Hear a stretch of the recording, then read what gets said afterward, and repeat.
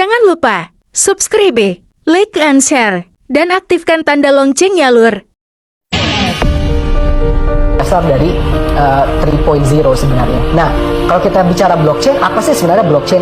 Blockchain itu pada arti sederhananya adalah buku besar, sebuah buku besar ledger, di mana every single transaction, every single piece of information yang ditransmit itu dicatat di situ dan direkam perpindahannya. Siapa yang memiliki informasi ini sekarang? Siapa yang memiliki informasi ini? Oh, ada perpindahan dari pihak ini ke pihak ini.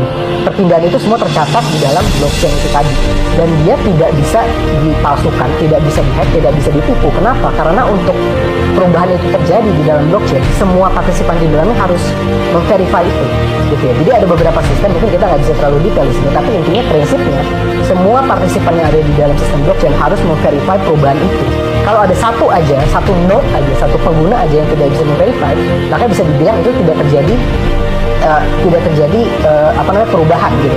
Jadi perubahannya tidak terimplementasikan gitu. Nah, itu sistem blockchain.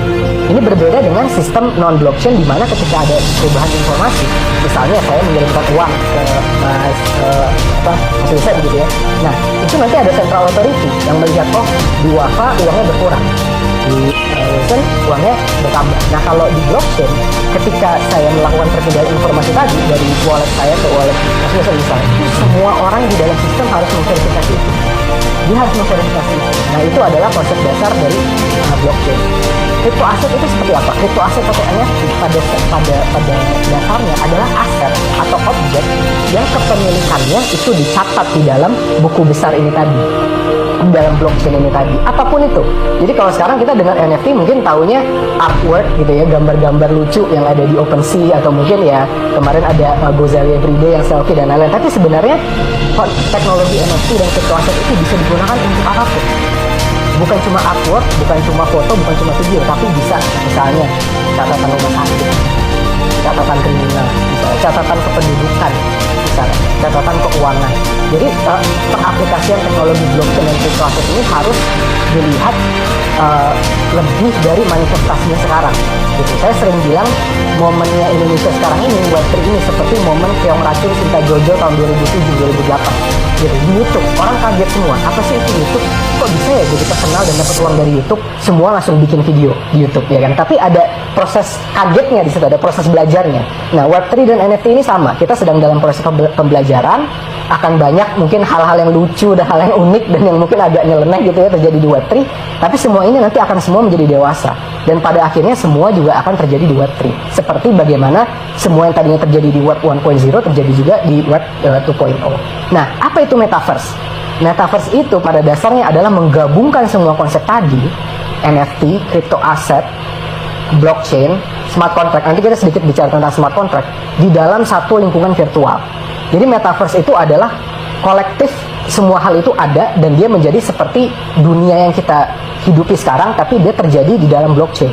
Jadi orang bertransaksi menggunakan crypto aset, kemudian dia membeli NFT sebagai asetnya, mungkin rumahnya nanti tanahnya dalam bentuk NFT. Ketika ada perubahan informasi terjadinya bukan disimpan di server atau di data center, tapi di blockchain gitu.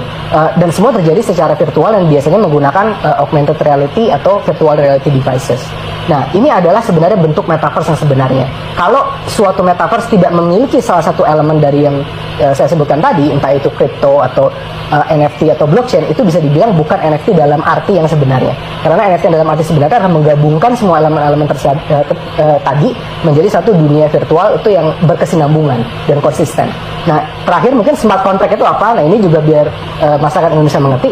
Smart contract pada dasarnya adalah hanya beberapa baris perintah atau kode yang menentukan parameter, kalau terjadi ini maka terjadi ini, kalau terjadi ini maka terjadi ini, dan itu diimplementasikan across all Web3 elements, entah itu crypto, blockchain atau metaverse. Jadi pada dasarnya smart contract itu seperti aturan yang sama-sama disetujui oleh pengguna di blockchain tersebut atau metaverse tersebut, bagaimana meregulasi nilai suatu aset dan lain-lain. Baik, lalu seperti apa dampaknya terhadap perekonomian Indonesia? Oh, dampaknya sangat-sangat luar biasa. Sangat-sangat luar biasa. Karena yang kita harus ingat sekarang itu, di Indonesia masih banyak yang belum terjamah oleh rekening bank. masih belum banyak yang terjamah oleh credit card, sehingga tidak memiliki credit scoring. Kalau tidak memiliki credit scoring, berarti tidak bisa mendapatkan pendanaan, pinjaman atau investasi. Kalau tidak bisa mendapatkan pendanaan, pinjaman atau investasi, berarti tidak bisa bertumbuh kembang secara ekonomi. Dan ini terjadi secara skala masif ke 270 juta penduduk Indonesia, impact-nya luar biasa. Nah, Web3 memotong semua barrier ini. Sekarang sudah ada lebih banyak wallet kripto di Indonesia dibandingkan stock brokerage account. Sudah ada lebih banyak orang yang memiliki crypto wallet dibandingkan orang yang memiliki rekening saham. Ini fakta. Jumlahnya sekarang sudah mencapai hampir belasan juta crypto wallet di Indonesia. Saya pernah ketemu anak usia 17 tahun. Saya cerita tentang kripto, dia tahu ICO, Initial Coin Offering. Tapi ketika saya cerita salah satu perusahaan teman saya akan IPO, dia nanya ke saya, "Kak, IPO itu apa ya?" Jadi sekarang yang terjadi di Indonesia, ada generasi baru, anak-anak muda, nggak harus di kota. Jadi jangan sampai kita beranggapan bahwa Web3, kripto, dan NFT ini hanya fenomena yang terjadi di kota. Enggak. Anak-anak yang saya ajak ngomong ini, anak-anak dari luar Pulau Jawa. Mereka tahu ICO, mereka tahu kripto, mereka nggak pernah dengar IPO. Artinya sekarang tanpa kita sadari, di bawah pusaran ini yang nggak kita sadari, ada generasi yang mengembrace fintech melalui Web3 tanpa disadari oleh sistem keuangan tradisional. Ini impact-nya akan sangat luar biasa besar. Artinya orang nanti akan sangat mudah mendapatkan akses ke pendanaan, mudah untuk berbisnis, karena dengan NFT dia tinggal gambar, dia bisa menjual gambar tersebut sebagai objek di metaverse dan dia bisa mendapatkan uang, gitu ya. Implikasinya nanti apa artinya untuk pekerjaan-pekerjaan tradisional? Apakah nanti pekerjaan tradisional akan kurang mendapatkan minat dari pekerja karena kebanyakan pekerja akan mendapatkan uang dari Web3? Itu harus dipikirkan. Belum metaverse, aktivitas ekonomi nanti akan pelan-pelan berpindah dari universe kita sekarang, itu saya menyebutnya gitu ya, physical first ke dalam metaverse. Apa artinya ini gitu? Apakah berarti hanya orang-orang yang memiliki skill tertentu, yang mengerti teknologi, yang mengerti keuangan, yang bisa mendapatkan uang di metaverse? Ini perlu kita kaji bersama, karena banyak sekali pekerjaan yang bisa dilakukan di Web3 itu tidak bisa dilakukan di Web2, dan banyak juga hal nanti yang dilakukan di metaverse itu membuat banyak hal yang dilakukan di dunia nyata ini menjadi tidak relevan lagi, dan ini perlu dimanage dengan baik kerjasama antara pemerintah, swasta, dan juga masyarakat untuk bagaimana bisa sama-sama menggunakan Web3 ini untuk kemajuan bangsa.